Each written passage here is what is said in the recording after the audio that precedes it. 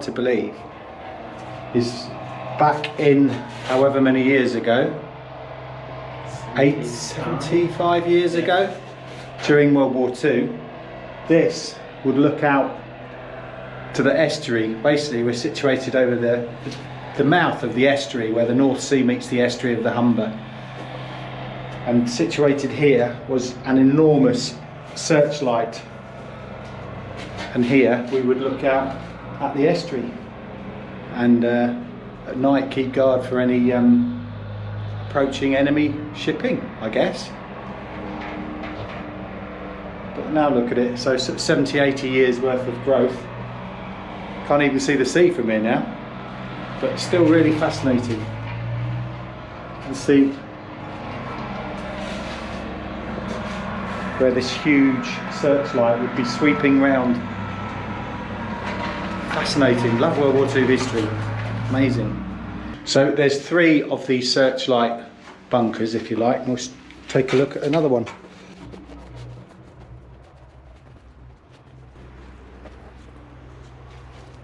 And here's this one, identical. But there you go, there's the second one. And again, looking out to sea. It's hard to imagine that now. But 75 years worth of foliage growth.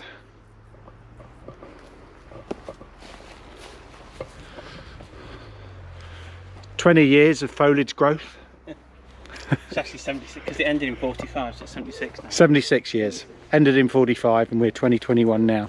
Yeah, get the maths right. The gun emplacement. So we've come from the point.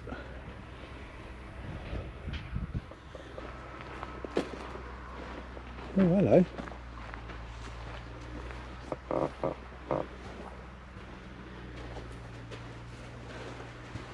wow.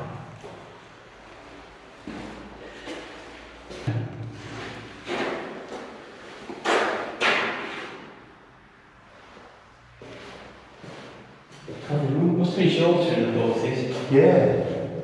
I think I'm very close.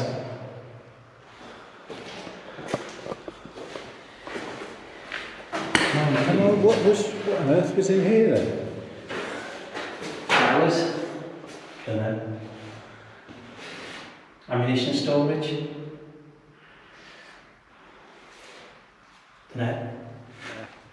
So this is the gun emplacement here at Spurn Point. Let's go and investigate.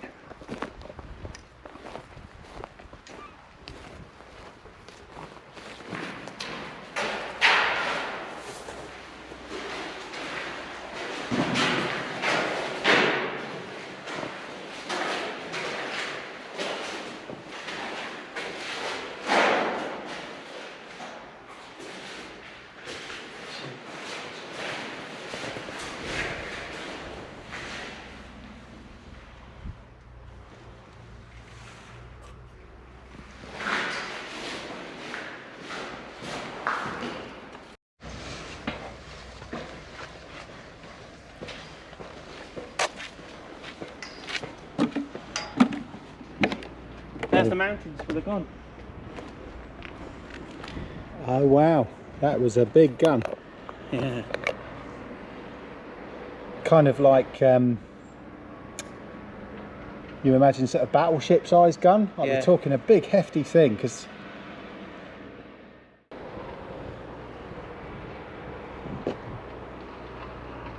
will be 360 territory here, you know. Yeah, we'll get. Can you get down into there? I reckon the shells were stored here. Yeah. For reloading.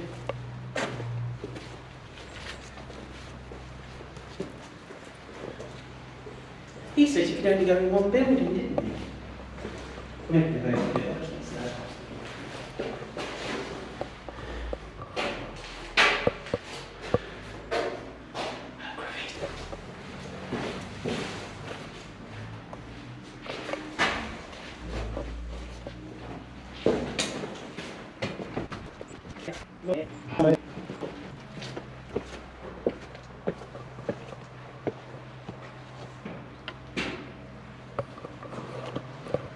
This was the second gun emplacement.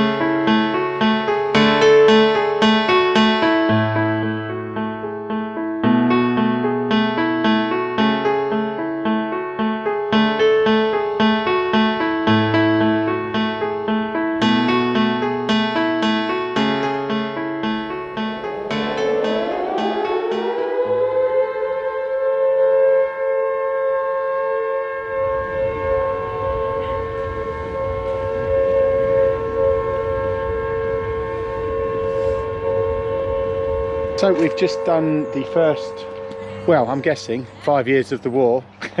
5 huts, each hut representing a year for the war, and it's fascinating just walking around reading all the history. But just found this here particularly poignant for me, not because I was a young lad during the war, I'm not that old, but my grandmother, who lived in Woking just outside London in the southeast, had one of these in her garden. I remember playing in it when I was a young lad, and I believe it's called an Anderson shelter. I'm sure someone out there will correct me if I'm wrong, but quite interesting. I'm just gonna go in. Obviously immaculately preserved, or recreated I should say, for the purpose of display at a museum. My grandmother's was a very dark, moist, sweaty, horrible, quite grim I remember, but still exciting as a young lad that I was to go and play in there. But yeah.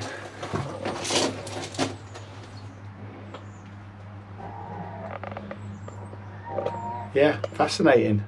So this, I've been reliably informed, is a Queen Mary trailer, and if you look carefully on board is the fuselage of aircraft, and I've been reliably informed that these were used right up until how long? Oh, I can find it. Paul's dad used to drive these, am I right in saying? Yeah. Literally would drive these very things, these Queen Marys, and they're used, and I presume in the war they were used to go and to crash sites. So it would be obviously not just down British aircraft, but I would imagine down Luftwaffe as well, or enemy aircraft. But it's quite interesting if you like that sort of thing. Yeah, I just when I saw it seemed to come around the corner, I said, that's a Queen Mary. Get what? Just gonna get home. Yeah. Alright, see you later. Bye.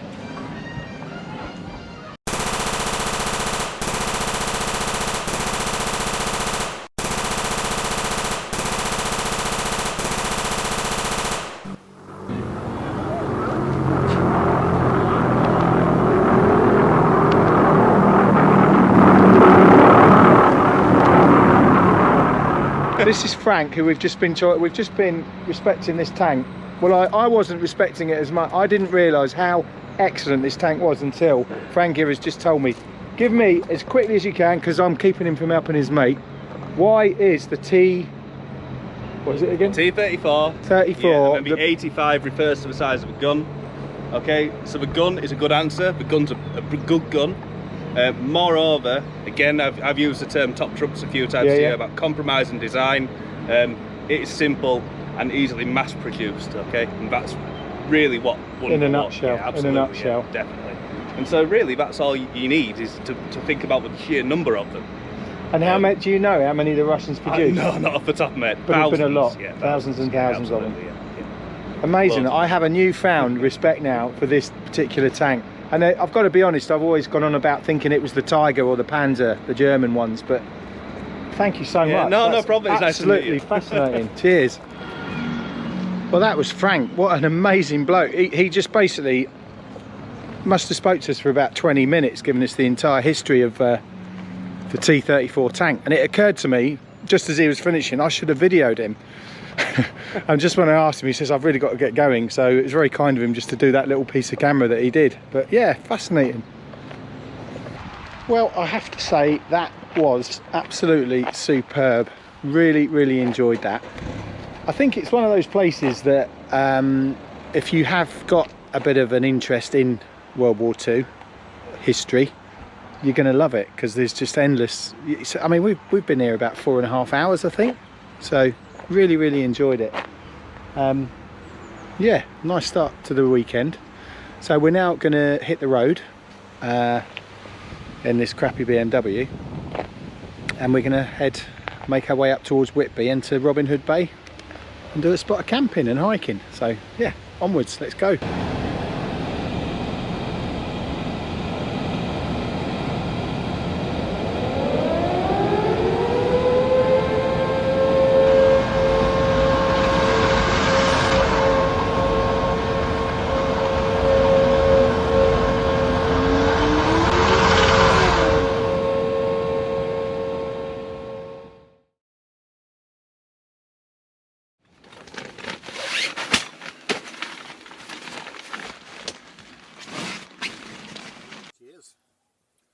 Oh, you got your cider?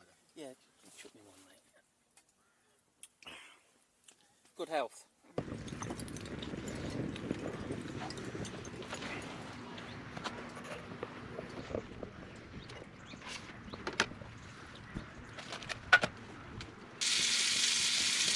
The infamous Wainwright, my favourite. Cheers. And I thought you were talking to me. More Wainwrights. Last time I had a bottle of Wainwrights was up on Helvellyn, no less. But here we are, Paul and I, and Paul's a little bit busy there. Cooking bangers. Chucking the bangers on the barbie. So yeah, it's a bit of an unorthodox setup that we've got here, well aware, but we were just sat here thinking how pleased we are with it. It's excellent. It looks a bit bizarre, but setting up this tarp, and we've got obviously Paul's tent here, and then this, because it has been raining quite sporadically. Literally the moment we pulled up, it was almost quite amusing really. We literally got out the car and there was a clap of thunder. And we looked at each other and thought, oh right, okay, best we get the tent up. And genuinely, we managed to get this carron up, my base camp as I like to call it. We literally got it up between us really quickly, just as it started to rain. So then the idea was we got the tarp up, albeit a little bit fiddly because it's the first time we've done it, but we like to think we've got a nice little setup now, which gave us a nice dry area here. And then we set up Paul's, what is it called? It's the Freedom Trail 250. Freedom Trail 250 tent. So he's got that there. So yeah, we're really quite chuffed with the setup really. Is it that camera or is it just really? Middlewood Farm, Robin Hood's Bay, which is just on the outskirts of Robin Hood's Bay, which is just down the road basically from Whitby. Couple of beers, drop of port, hopefully a bit of a kip, and then we're going to hike up the coastal path up to Whitby tomorrow, and a bit of fish and chips in Whitby like you do, a couple of beers in Whitby like you do. Yeah, and that's pretty much what we got planned for the next couple of days really. So good morning. Yes, it's the following morning. I've slept pretty well, to be honest. You know what, it makes so much difference. Excuse the state of my bed, but the fact that it is a proper bed, and not only is it a bed, it's got a bit of memory foam, which Paul has lent me, and yeah, I need to invest in something like that. It just gives that extra bit. It's just like getting into a proper bed, and consequently I slept probably the best I think I've ever slept on a camp, so it makes all the difference. So I'm revitalised, full of energy. Well, I don't know about that. We took the tarp down this morning. That obviously was flapping about in the wind. As you can hear, the wind's got up a little bit now. So the tarp was a bit of a loose cannon really, so we decided it did its job perfectly yesterday, last night. You know, it absolutely bucketed down. But to still give us like a communal dry area outside of both of our tents was just perfect. Worked a treat. So yeah, get a chance of going on into camping, get a tarp, they're so versatile, and yeah, just giving you that extra space. Perfect, really good. So yeah, it's all's good in the world, and we're going to set off very shortly to Whitby and the coastal path, which I'm hoping there's a bit of sunshine now, should look really nice, and hopefully get some nice footage. Speak to you in a bit. So we've just set off and we are now walking into Robin Hood Bay itself. Oh, look at that, that's quite a staircase up there. Yeah. I've been into this jetty before. Yeah. Sail, mate. Business opportunities.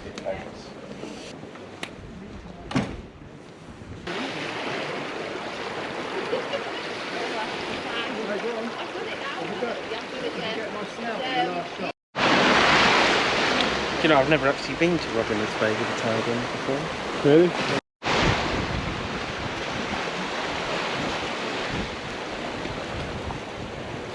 Brave ice cream man driver. This is where you need good brakes. Well, you need a video on. He was actually down on the beach yesterday. He's a brave man.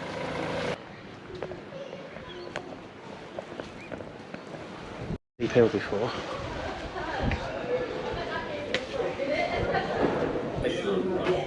That's why it's picking on the predators, isn't it?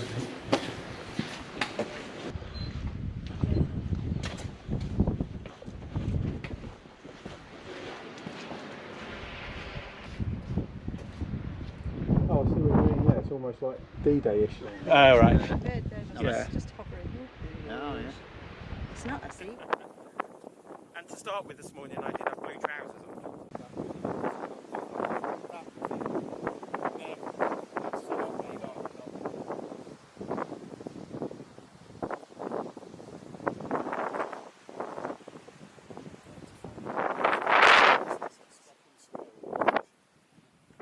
That's what suddenly popped into my head then. When They are some seriously high cliffs. That's really impressive. all those seagulls bobbing around on the surface. No, it's nice.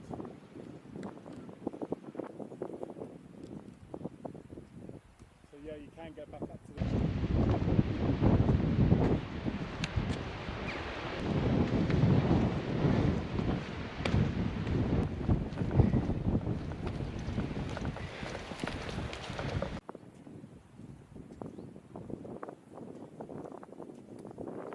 A bit muddy. Oh.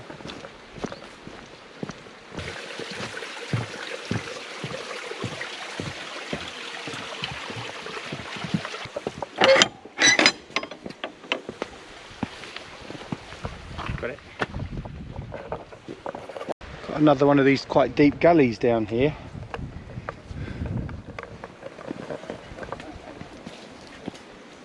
After you. Yeah. You can catch me when I slip. Okay. Or you me.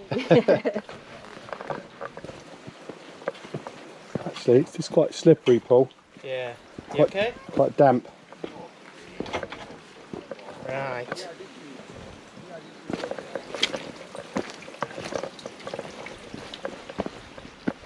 Woo.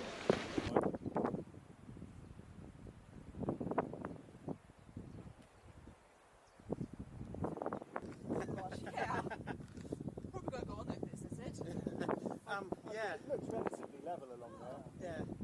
I wonder if that's deceiving. Possibly. Possibly. You probably. We'll see. Good luck. And you. Yeah. That little clear in there. Shelters from the wind.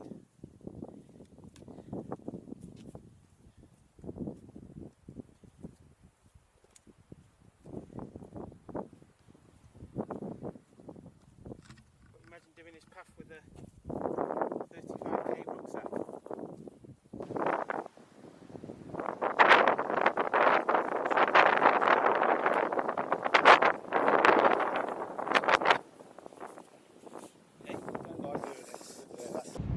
Just a bit.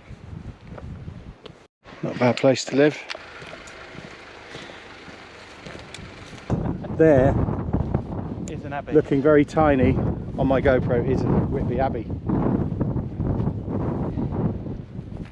So yeah, quite glad to see it, to be honest. We're just saying it's been an incredible walk, really enjoyed it, quite exhilarating.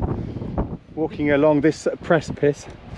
This is the thing that got me, there's not many signs saying danger cliff edge, when clearly you are literally feet away from an incredibly large drop. And in this day and age of health and safety, I'm amazed there aren't more signs really, but I guess it's common sense. But A little bit difficult terrain at times, some slippy rocks. yeah, a few slippy rocks, a few little divots up and down, be aware of that if you came along here, especially if it had been raining. Well, it did rain yesterday, but this wind's dried everything out quite nicely. But yeah, it's just been amazing, absolutely lovely walk. Fish and chips soon.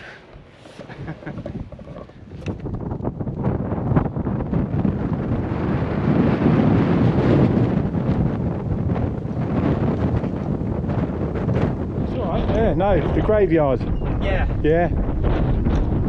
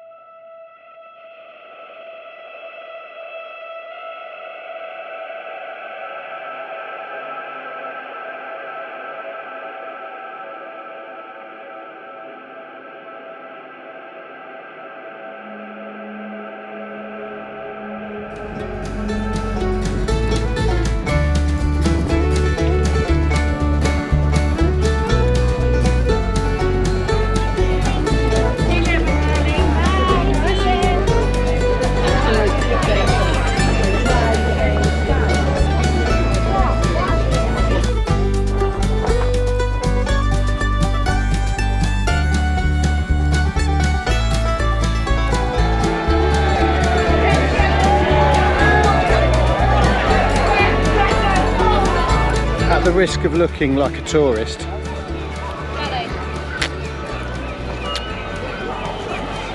I'm in Whitby on a Saturday. There's the beautiful Abbey. Look at that expansive beach. Paul's over there holding on to my Insta 360 camera whilst I eat my amaretto and black cherry. Very good.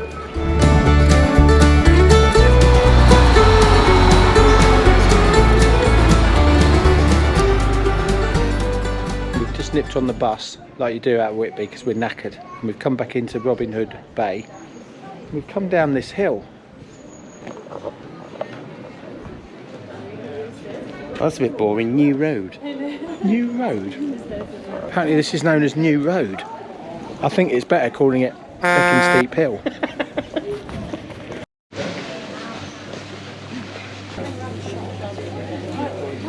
It's just literally one up, one down. Oh, little house, there you go. Little house.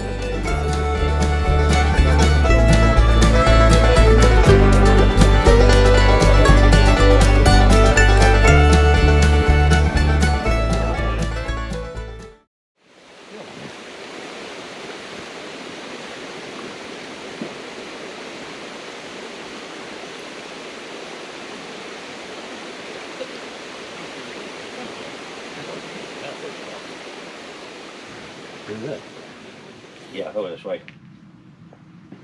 Over here to the road. Good old OS. Yeah, I can imagine. And as I'm walking back out to the truck. You don't want to be throwing ourselves around at our age, I'm afraid.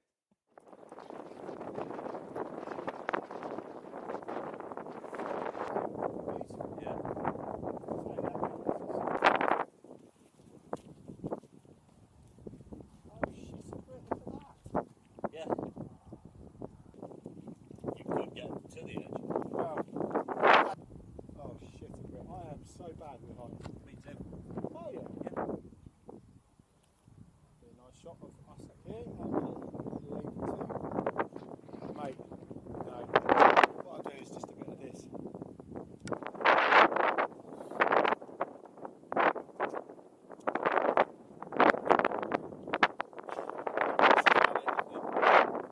He's going for it. I can't do it. That is fabulous. So we're at Bamford Edge now, and yeah, I mean, shame it's a bit of a grey day. It's all a bit hazy, a bit grey, but I'm sure you'll agree it's still pretty spectacular. Paul and Layla surveying what can only be described as an utterly stunning scenery. And in a second we're just going to get my first view of Ladybower.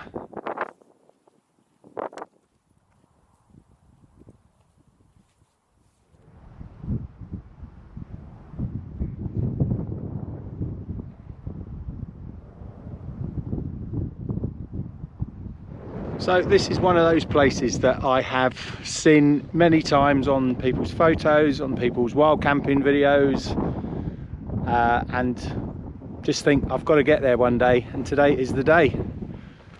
And oh my god, yeah, a bit grey, but that is stunning.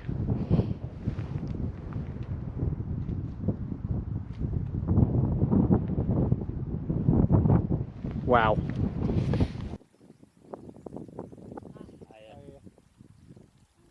No worries. Doing well. What does it say? Nearly there.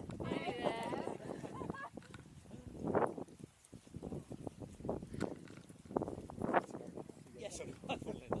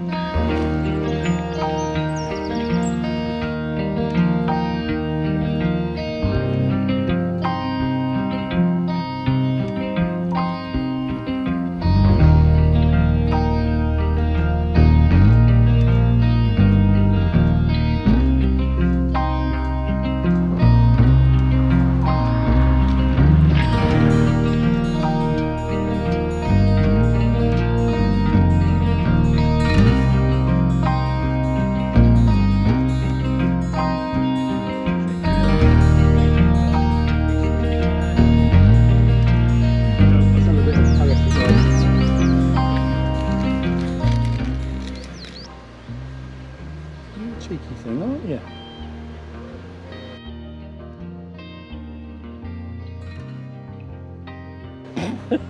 That was.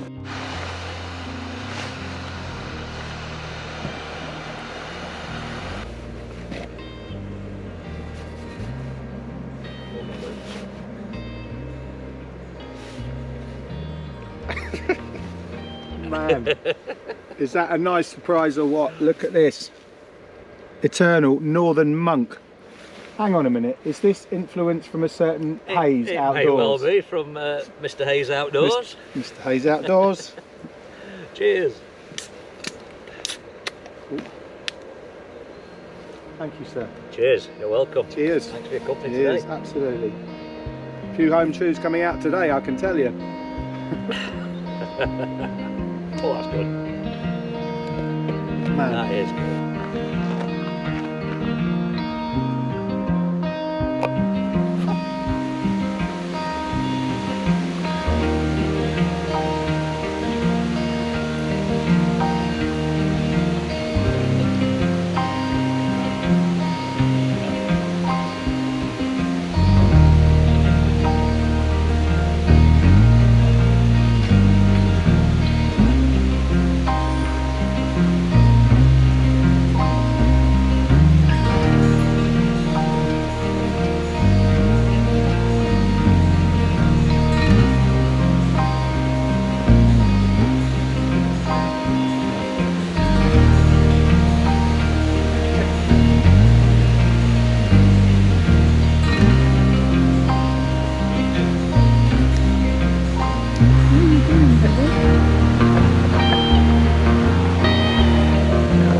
like a bit of white water.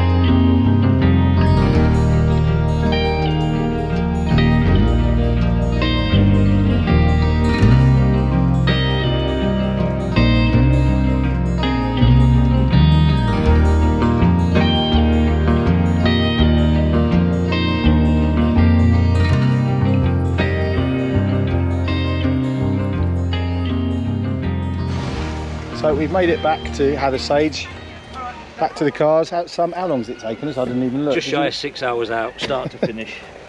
But now, that's a fair old walk really. Yeah, But we did stop a fair bit though, didn't we? yeah, There may have been a beer taken, maybe. it's the beer, the odd beer here and there, maybe. General consensus though on the walk? Cracking walk. Absolutely loved every second of it, thank you very much. No, it's superb. And let me confirm this, it is Bamford Edge that we've just walked We went to on the edge. Bamford Edge, yes. 'Cause I get- Overlooking Ladybower. Yeah, it was absolutely stunning up there. So I'm just going to do the official shake his hand just to get his boot off. Thanks to Paul for joining me. Thank you for joining me as well. Just get out there, remember that, really. For sites like that, it's well worth it, do it. Definitely.